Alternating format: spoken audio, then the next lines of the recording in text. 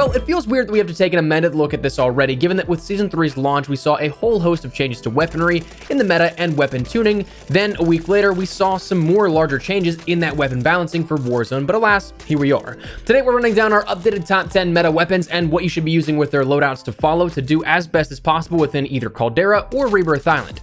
As with last season, we'll have some more niche things to follow here in the coming weeks with other loadouts, but for right now, a top-down level perspective of some of the best weapons you'll find is what we're discussing here in this.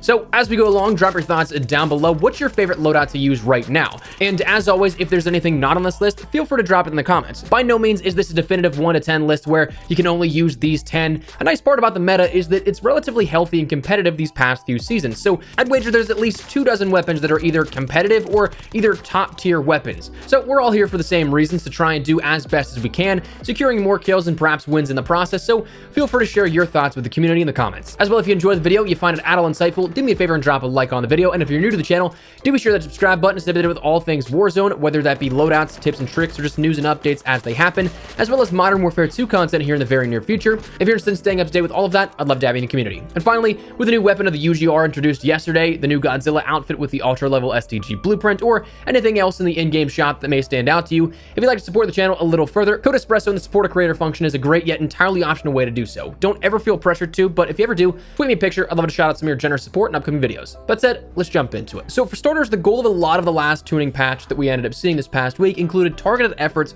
to make some of the Vanguard weaponry a bit more viable. While we'll have a little bit more Vanguard representation in the meta list that we talk about here at this, there's also a handful of other weapons that, as a result of other weapons getting bumped down, were brought up that may be a bit surprising, and they're ones that we may not have talked about before. So that said, we're going to be starting out with a few different ones. But before we get into the weapons themselves, to begin, a quick look at the rest of the builds here. As with most of my loadouts, it's relatively uniform on perks and equipment. Perks, I've kind of shifted my perk 1 back to double time for that faster movement and longer durations on the tac sprint. Perk 2, I'll usually run overkill to start, and perk 3 of amped for faster weapon swap, and that second loady perk of either tempered or restock. Depends on if I can find either one of those in the supply boxes while looting, and equipment, throwing knives and stims. But as for the weaponry, again, in no particular order, I kind of want to start with the STG-44. Now, we mentioned the STG as an honorable mention here in the Season 3 launch top 10, but after the adjustments that we saw it receive this past week, it's feeling pretty good. With increases to the overall headshot multiplier and max and minimum damage increases, at its core, it's a better weapon now, but with other attachments, it's kitted out pretty nicely and can do well for you. For this, I'd run the Mercury silencer, just so you don't end up losing any of that ADS or sprint to fire speed that you would with the MX silencer. The 760mm barrel, I run the 3-to-6x optic, but honestly, I think I might be changing this here relatively soon, because once you zoom in on that 6x, you absolutely notice the major difference in the recoil bounce. But if you run, say, a 2.5 optic, or even just that 3x optic without zooming in, you will see that this is basically a laser pointer. There really is no visual bounce or recoil on the STG.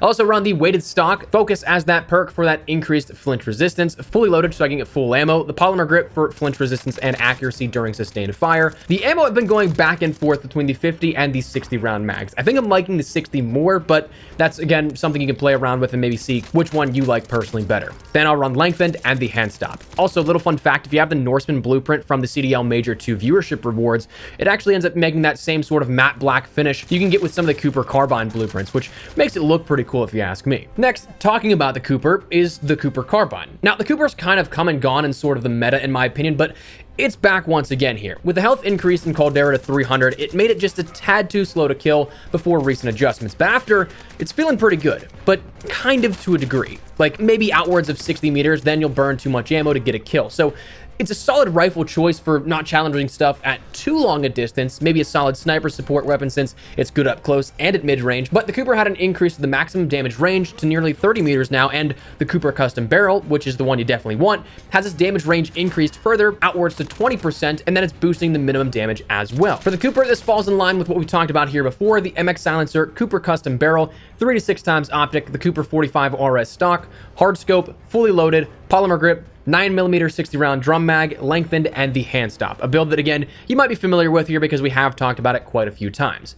Outside of that, when we talk about rifles, the Vargo is absolutely still in the conversation. The Cold War meta has been a mainstay in the scene now for the last few months at this point, and the Vargo has been that intersection of control and power. Before the recent adjustments, I always likened it to a sort of hybrid between the AK-47 and the XM4. Easy to manage recoil like the XM4 and damage of the AK-47.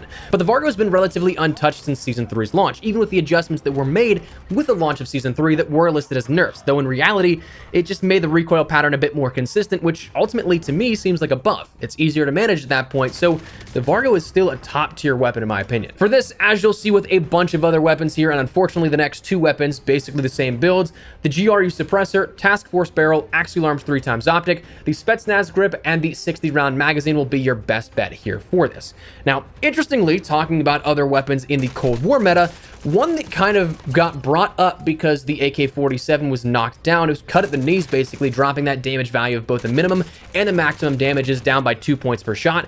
The QBZ has become an interesting sort of medium play now for rifles. Now, this is one that has very minimal recoil, easy to control and master, while having similar damage to now the AK-47 and the XM4. So while this really wasn't in the conversation beforehand, it's definitely worth at least trying out, and I think it does have its place in the top 10. For this, just like the Vargo and the next weapon we'll talk about, you want to run the Agency Suppressor, Task Force Barrel, Axial Arms 3x Optic, Field Agent Grip, and the 60-round drum mag. Now, outside of that, the final Cold War weapon that we'll talk about here in regards to this is that of the XM4, which is still absolutely an incredibly viable weapon despite its adjustments here recently. It did actually get an adjustment to the headshot multiplier, which was a strange increase perhaps, but the damage per shot on that minimum damage was decreased. So that means the XM4 is still highly competitive, but the only difference now to where it was last week is that it may be more of a skilled weapon now at this point compared to where it was before. Not saying it's incredibly tough to master like the AMAX or the EM2 with that sort of insane weapon control, but instead in the way of needing to land headshots to secure kills as opposed to just an absolute damage machine that can kill absurdly fast no matter where you place your shots. For this, again, you could probably say it with me here at this, the Agency Suppressor, Task Force Barrel, Axial Arms 3x Optic, Field Agent Foregrip, and the 60-round magazine is exactly what you'll be wanting to run with this build. Now, talking about some more highly skilled weapons here, the CR56 AMAX, I don't think we can escape the top 10 here as of lately without mentioning it because it's still a higher skilled weapon, but is easy enough to pick up and use that it won't take you too long to master. Mastering that recoil pattern and controlling it though will make you a force to be reckoned with though. So nice to see the MW Classic still living on nearly 2 years after its introduction. But for this, you'll want the Mono Suppressor, Zodiac Barrel, 3x Optic, the Commando Foregrip, and the 45-round magazine. Unfortunately, 45 is the best you're gonna get, but you can absolutely get the job done with that. Now, as for the SMGs here to round us into the second half here, these are relatively interchangeable in some instances, and they're all ones that we've kind of talked about here before, so we can breeze through these a bit. Firstly, the Wellgun. I'd still say this is one of the best ones in terms of versatility, shredding up close and even outwards of medium ranges at some point. For this, I'd run the Recoil Booster, the Shrouded Barrel, though honestly, with the adjustments here made with this most recent update, the Gawain Short Barrel actually is really solid as well. So it really just comes down to which one you feel is better suited to your personal preference and playstyle, but keep both of those in mind. I personally like the GW03 Iron Sight Optic as well. The removed stock for that added movement speed, sprint to fire, and ADS speed. Fleet and quick for overall better mobility. The fabric grip for that ADS, sprint to fire, and hip fire accuracy. The Gorenko 40-round magazine, the hollow point ammunition, and the hand stop as well. Next, we're going to talk about the MP40, which again follows very similarly to what we've talked about before, but it did get an adjustment here recently that made it a little bit more viable in that sense. For this, you want to run the Recoil Booster, the Short Barrel. I again personally like the ISO 1M Iron Sight. That's again totally preference based though. The folding stock, unmarked and quick. Polymer grip, the Gorenko 45-round magazine, hollow point, and I still like the pistol grip. I know other people may choose something different, but I like that additional sprint to fire and hip fire accuracy that it affords. Now, one that I think has absolutely made its way back into the top 10 for sure is that of the Owen gun. This was kind of a borderline weapon to me as of recently, but honestly, with the adjustments made with the most recent update, it's worked its way back into one of the more consistent weapons here for that close to mid-range engagements.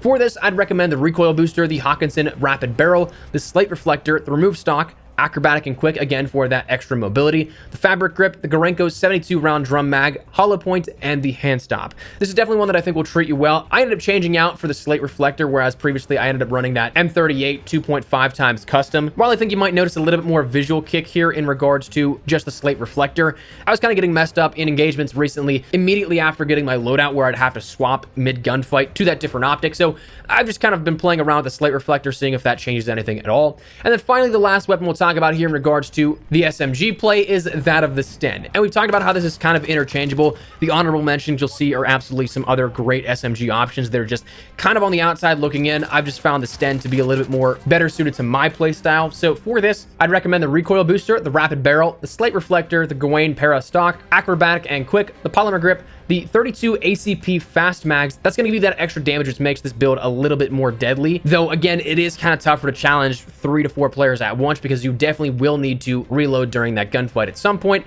lengthened, and then the hand stop. Now, I know that we talked about how this is a top 10, but just to be thorough here, I don't really want to take away from any of the other top 10 spots, but if you're a sniper player, I definitely think the AX50 is still the way to go. Of course, the HDR, the ZRG are still phenomenal, but for me personally, I like the way the AX50 handles in comparison to those other two. It's just a little bit quicker and a little bit snappier compared to the other ones. So for this, I'd run the mono suppressor, the factory barrel, the tac laser, the Vanguard Arms assassin stock, and then the stippled grip tape. And to me, that's my top 10 meta loadouts here within Warzone as of this update and after this latest tuning pass for weapons. But honestly, like I said, there's a ton of honorable mentions still, especially in that SMG category. There's a lot that really comes down to situational use, I think. The Armaguerra ends up having some great adjustments here after the update. The Type 100 still is a phenomenal choice. The UGR introduced yesterday is solid, but it kind of lacks in the max of 36 rounds per magazine, but is still something that absolutely can do really well in terms of rebirth or even Caldera. So like I said, if one of these weapons that you really love isn't necessarily in this top 10 list, it's not definitive. It's absolutely something that comes down to situational use. Some weapons will be better than others in certain engagements, so it's something to definitely consider. But that's my pick for the top 10 meta loadouts here and weapons you should be using. So drop your thoughts down below. What do you guys think of this list? Do you guys agree, disagree, anything you'd add to it, subtract, whatever the case, drop it down there in the comment section down below. But if you enjoyed the video, do me a favor and drop a like on it. And if you're new to the channel, hit that subscribe button to stay updated with all things Warzone, whether that be loadouts, tips and tricks, updates and information as it happens. And of course, even Modern Warfare 2 content here coming very, very soon. But if you're at all interested in staying up to date with any of that, I'd love to have you in the community. That said, thanks so much for watching. My name is Espresso. I'll see you guys later. Take care and peace.